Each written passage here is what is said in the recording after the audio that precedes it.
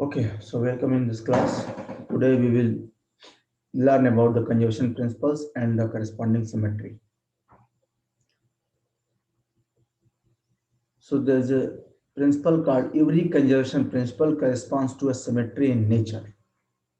So if there is something is a variable is conserved, it means there should be a corresponding symmetry principle, a symmetry operation, and vice versa also. So if there is a symmetry operation, then there should be a corresponding conservation of some variable. इसका मतलब है कि अगर कोई variable है और वो conserve हो रही है, ठीक है, तो इसका किसी सिस्टम के लिए इसका मतलब है कि उसके करस्पॉन्डिंग कोई एक सिमेट्री ऑपरेशन भी एग्जिस्ट करता होगा, और अगर कोई सिमेट्री ऑपरेशन एग्जिस्ट करता है तो निश्चित तौर पर उस सिमेट्री ऑपरेशन के करस्पॉन्डिंग कोई ना कोई वेरिएबल कंजर्व हो रहा होगा। और ये जो कंजर्वेशन प्रिंसिपल इन सिमेट्री है, बेसिकली ऐसा नहीं कि आप ये क्लासिकल में पढ़ रहे हैं। अगर आप ध्यान से देखेंगे तो आपको लगभग हर पेपर में पढ़ाया जाएगा, क्वांटम होगा, क्लासिकल होगा, ठीक है। तो इसके आप इसमें जो मैं एग्जांपल्स दूंगा उसी से आपको समझ में आया कि किस किस जगह पर है, ये किस किस आपके पेपर में किस किस टॉपिक में ये एग्जिस्ट करता है। क्योंकि हम क्लासिकली पढ़ रहे हैं तो हम इसको कहाँ से एक्सप्लेन करेंगे, लैग्रेंजियन के थ्रू एक्सप्लेन करेंगे।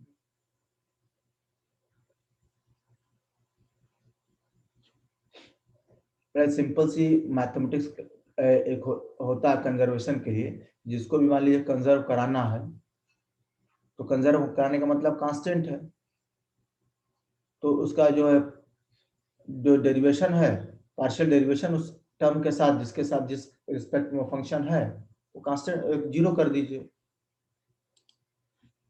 मान लीजिए मुझे मोमेंटम कंजर्व कराना है और मोमेंटम टी का फंक्शन है, dp by dt should be 0। अब dp by dt को होता क्या है, force, then it means force should be 0, then momentum will be conserved। तो ये क्लासिकल मैकेनिक्स में हम देखते रहे हैं, ठीक है। अगर मुझे एनर्जी कंजर्व कराना है तब के लिए क्या कंडीशन होगा, मुझे मोमेंटम कंजर्व कराना है तब के केस में मुझे क्या होगा, मोमेंटम में आप वही देखेंगे tau equal to dj by dt।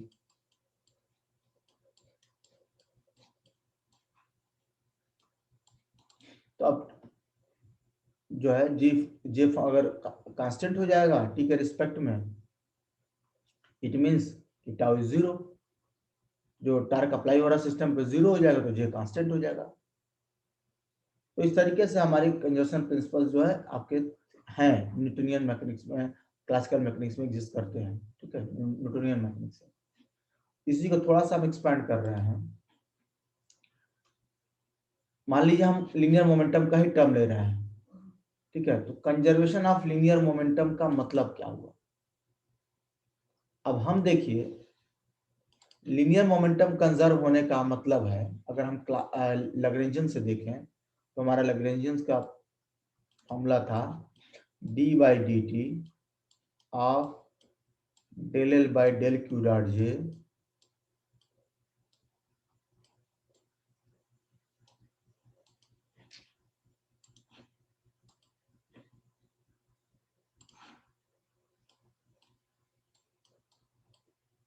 Minus del L by del QJ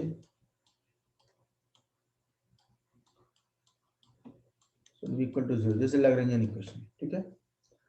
अब मान लिया मैंने कि मेरा एक वेरिएबल जो लैग्रेंजियन है वो एक वेरिएबल QJ के से क्या है, साइक्लिक है। QJ is cyclic coordinate of the Lagrangian of the system. इसका मतलब QJ लैग्रेंजियन में मिसिंग है, एब्सेंट है, इसी को हम साइक्लिक कोऑर्डिनेट कहते हैं। If QJ is a cyclic coordinate, it means QJ is missing in the Lagrangian of the system. और इन दैट केस जब लैग्रेंजियन में QJ है ही नहीं तो ये टर्म जो होगा आपका, ये टर्म जो होगा वो क्या होगा, that will be equal to 0। And we know that del L by del Q dot J, मतलब जो अगर QJ एक वेरिएबल था जनरलाइज कोऑर्डिनेट था, तो q डॉट j के साथ अगर आप हम l को पार्शियल डेरिवेटिव निकालेंगे तो that gives you the generalise momentum या कंजुगेट मोमेंटम, हमने पीछे पढ़ा है, that's a conjugate momentum, that is pj। तो अगर इसी इक्वेशन को मैं दोबारा लिखता हूं, that I can write d by dt of this del by del q will be the pj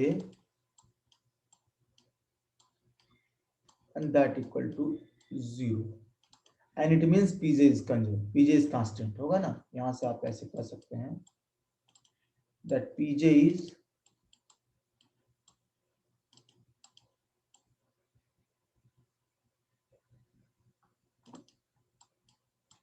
constant। pj conserve हो गया सिस्टम के लिए। अब ये ध्यान दीजिए कि it's not the complete linear momentum of the system, it's a jth component of the linear momentum। जो कंपोनेंट मिसिंग है, जो कोऑर्डिनेट मिसिंग है, वही लीनियर मोमेंटम कंजर्व हो रहा है। इसका मतलब कि अगर आप क्यूजे के डायरेक्शन में, जो आपका क्यूजे कोऑर्डिनेट स्पेस है, ठीक है, मान लीजिए आपका लैग्रेंजियन है, तो इसको और समझते हैं। अगर लैग्रेंजियन आपके बहुत सारे कोऑर्डिनेट जनरलाइज्ड कोऑर्डिनेट का कंपोनेंट है, इसमें क्यूजे नहीं है, तो क्यूजे के डायरेक्शन में पीजे जो है कांस्टेंट होगा। थोड़ा और इसको एक्सप्लेन करते हैं कि what the meaning of QJ के डायरेक्शन। तो आप थोड़ा सा इसको और सिंपल फॉर्मेट में ले लीजिए, ठीक है, और मैं यहीं पर इसको यहाँ पर लेता हूँ।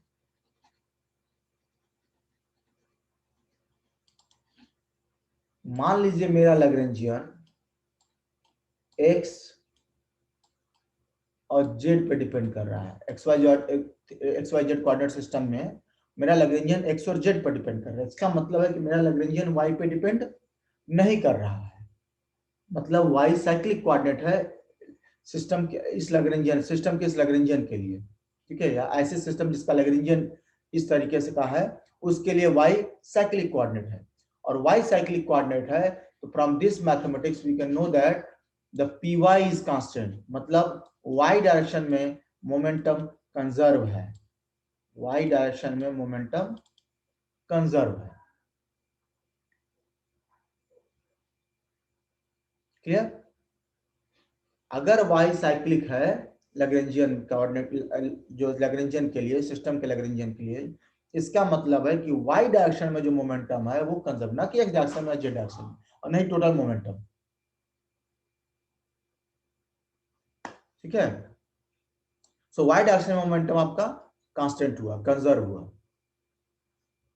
अब आप देखिए कि मान लीजिए y डायरेक्शन में मोमेंटम कंजर्व होने का मतलब यह है कि इस y डायरेक्शन में अगर आप सिस्टम को मूव कराते हैं, बदलते हैं इसकी पोजीशन, पहले यहां था, आप y डायरेक्शन में यहां ले गए, y डायरेक्शन में यहां ले गए, सिस्टम के मैकेनिक्स में कोई अंतर नहीं आएगा, उसकी फिजिक्स में कोई अंतर नहीं आएगा, क्योंकि वो वेरिएबल एग्जिस्ट ही नहीं कर रहा है।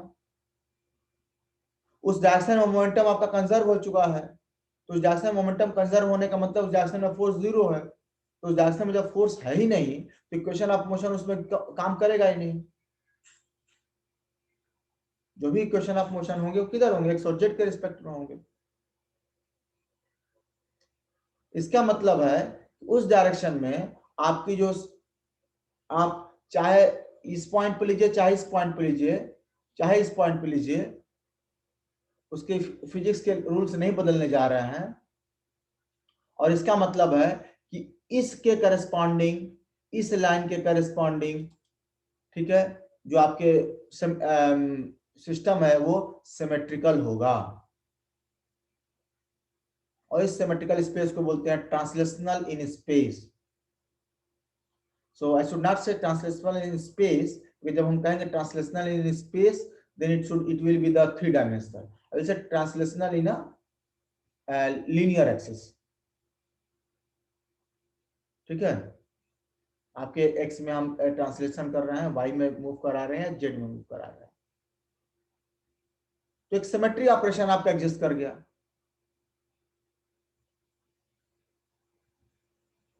ये एक symmetry of translation in space symmetry operation का मतलब ये होता है, इन सभी चीजों को हटा रहा हूं।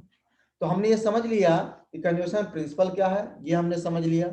ये कब आता है, जब उसके करस्पॉन्डिंग कोऑर्डिनेट जो है साइक्लिक हो जाता है, और उसका करस्पॉन्डिंग कोऑर्डिनेट साइक्लिक हो जाएगा। इसका मतलब क्या है, इसका मतलब है कि उस डायरेक्शन में फोर्स नहीं लगेगा, और उस डायरेक्शन में फोर्स नहीं लगने का मतलब है कि सीधी सी बात है कि आपका जो लॉज ऑफ फिजिक्स है उस डायरेक्शन में वैलिड नहीं हो, मतलब काम बदलेंगे नहीं, ठीक है, चेंज नहीं होंगे। इसका मतलब है कि आप उस डायरेक्शन में चाहे पार्टिकल को यहां रखिए, चाहे यहां रखिए, चाहे यहां रखिए, कोई अंतर नहीं पड़ता है।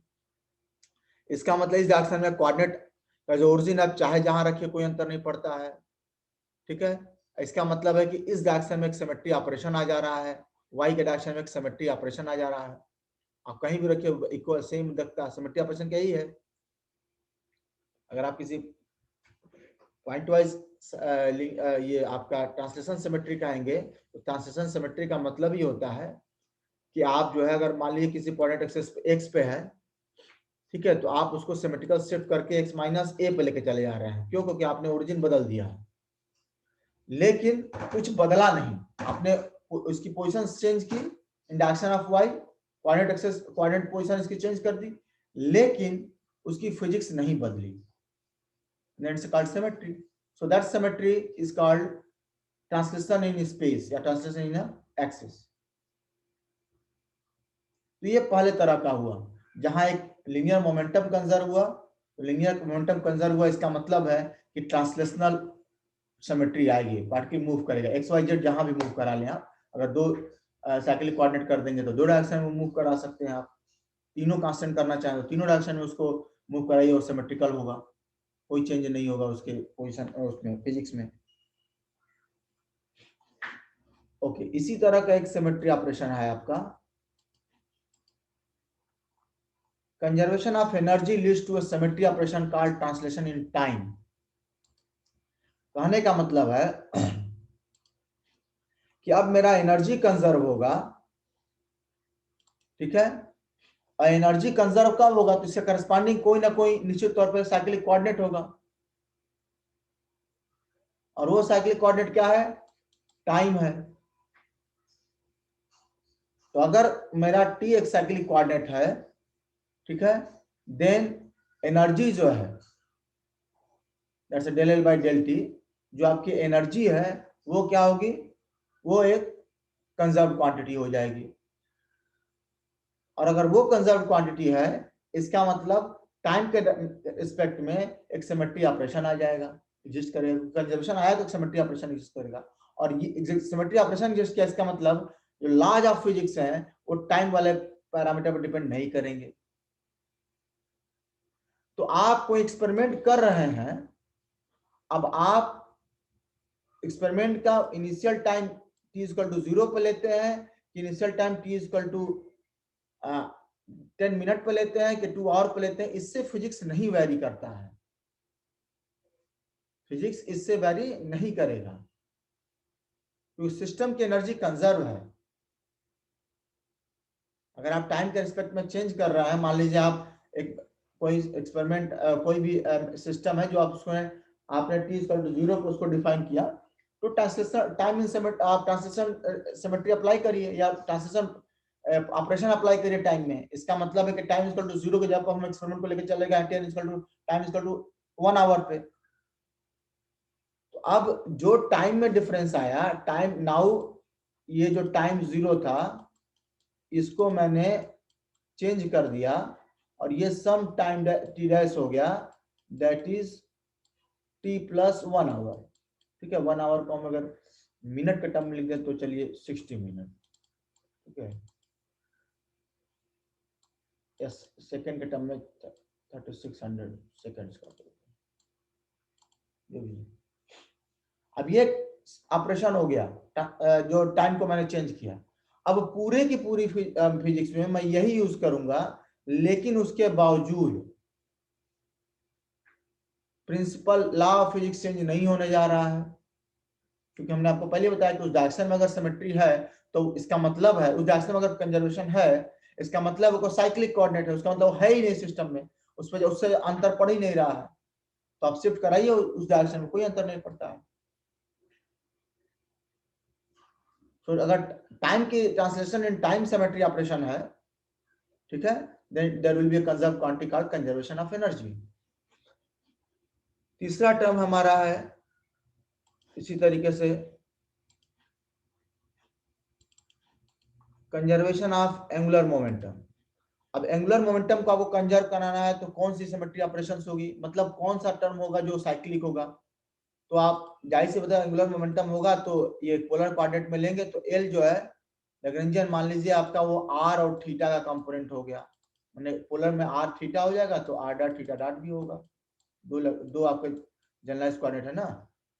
अगर आप एंगुलर मोमेंटम लेंगे तो एंगुलर मोमेंटम में आर भी होगा और थीटा भी होगा, तो दो जनरलाइज कोऑर्डिनेट के हो गए आर और थीटा। उसी तरीके से आर थीटा आपका होगा, दूसरा में आर डॉट थीटा डॉट होगा, जब हम लैग्रेंजियन लिख रहे होंगे तब एंटी होगा। अब इसमें से जो भी मिसिंग कोऑर्डिनेट होगा आर थीटा में से, तो आप देखेंगे कि थीटा अगर अगर अगर मान लीजिए, और संभव है होगा, अगर मान लीजिए कि थीटा मेरा क्या है साइक्लिक कोऑर्डिनेट है, तो थीटा अगर मेरा साइक्लिक कोऑर्डिनेट होगा, ठीक है, तो मैं देखूंगा कि del L by del theta dot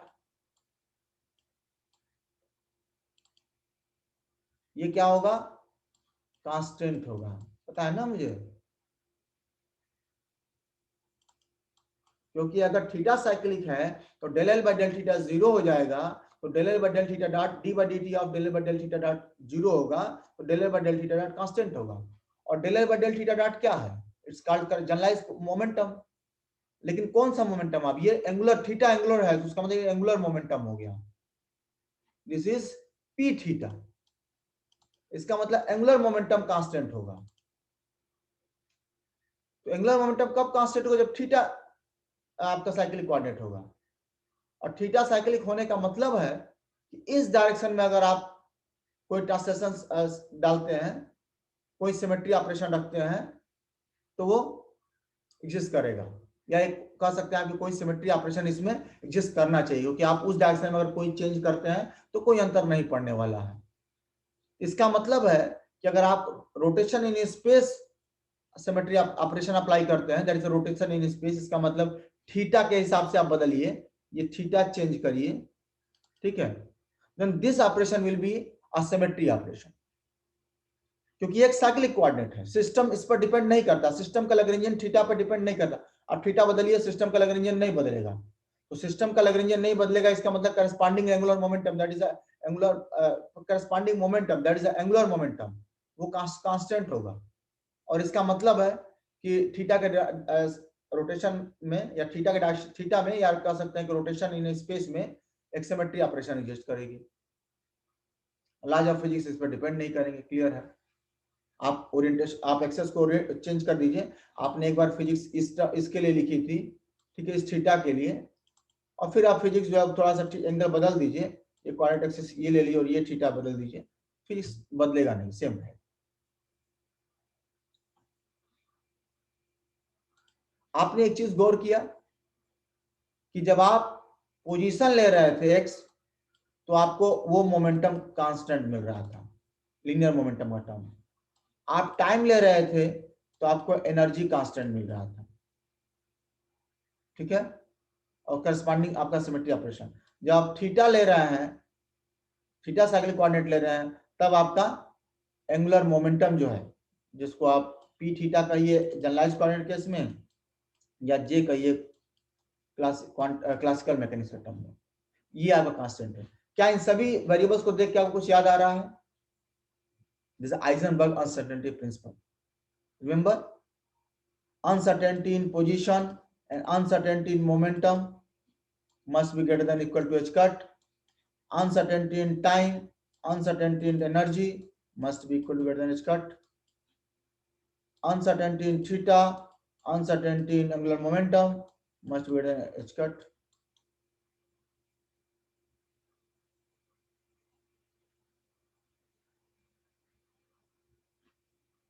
this will be I think by 2।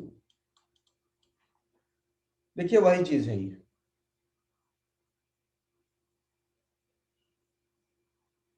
Exactly जो अनसर्टेनिटी प्रिंसिपल में हमने जिन वेरिएबल्स के पहले पढ़ा, ये वही वेरिएबल्स आपके आ रहे हैं। ओके, एक और सिमेट्री ऑपरेशन है जहां हम थोड़ा सा, आप देखिए ये सब तो सिंपली ये तीनों आपके जो है क्लासिकल मैकेनिक्स, आपको मैकेनिक्स में दिख गया। ये देखिए जो चौथा जो आया आपका, conservation of electric charge leads to a symmetry operation called Gauss transformation. Yang theory में आप जब पढ़े होंगे तो वहां आपने देखा होगा कि अगर आप गॉस ट्रांसफॉर्मेशन ऑपरेशन लगाते हैं, ठीक है, you should refer to the Yang theory paper. तो गॉस ट्रांसफॉर्मेशन ऑपरेशन में आप देखेंगे कि इलेक्ट्रिक चार्ज जो है वो कंजर्व हो जा रहा है।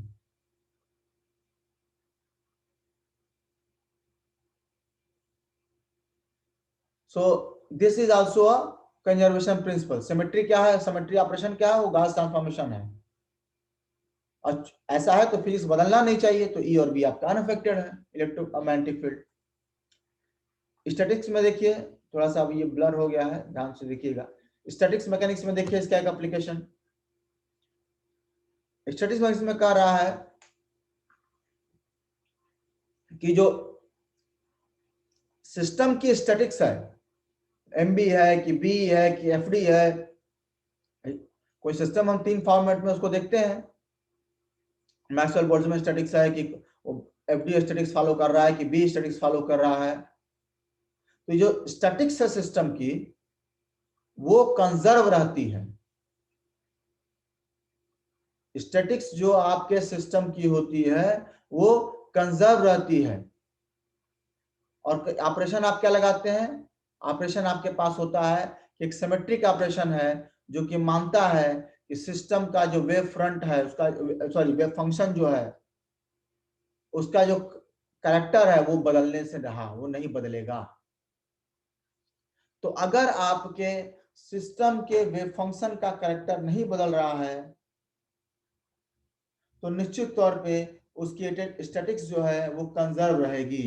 इसका मतलब है कि अगर सिस्टम बोस आइंस्टीन को फॉलो कर रहा था तो निश्चित तौर पे बोस आइंस्टीन को ही फॉलो करेगा हमेशा। ऐसा नहीं है कि बोस आइंस्टीन को फॉलो कर रहा था सिस्टम और आपने कुछ किया और वो अचानक जो है फर्मी डिराक में चला गया।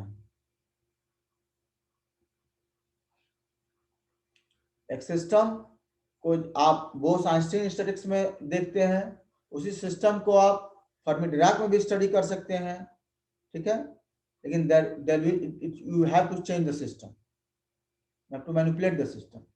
लेकिन ये संभव नहीं है कि सिस्टम खुद से स्पॉन्टेनियसली जो है बी से एफडी में चला जाए, एफडी से बी में चला जाए, एमबी से एफडी में चला जाए, ऐसा संभव नहीं है, ठीक है। That's what is called conservation of statistics. So these are the basic idea of the conservation principle and the corresponding symmetry. This is very much important in the conceptual part. And if you see if you go to the papers, all the competitive papers, the GATE, CSR, JARF, you will get one question from this section. It maybe before this class would have not realized where this question comes from, but now you can check that there is one question from this section. Okay, now you will be able to solve that. So I have two problems for basic two problems for you. I believe you will solve these two problems and the class will discuss this. So the question is, if the system is spherically symmetric, so operation is given symmetric, then what should be the constant? Okay, what should be the conserved? You have a different options. Okay, is the linear momentum is conserved in all direction? Is the angular momentum is conserved in all directions?